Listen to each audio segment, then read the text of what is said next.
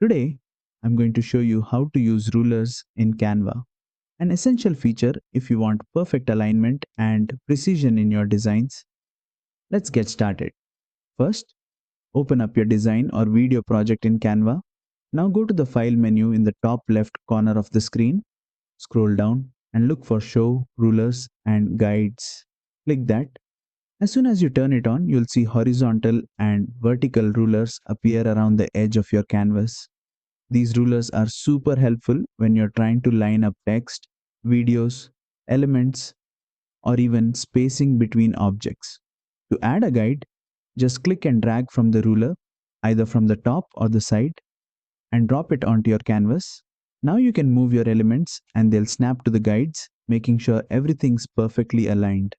If you want to remove a guide, just drag it back into the ruler. And that's it. You're now using Canva's ruler and guide system like a pro for neat, professional looking layouts. If you found this helpful, don't forget to like, share, and subscribe for more Canva editing tutorials.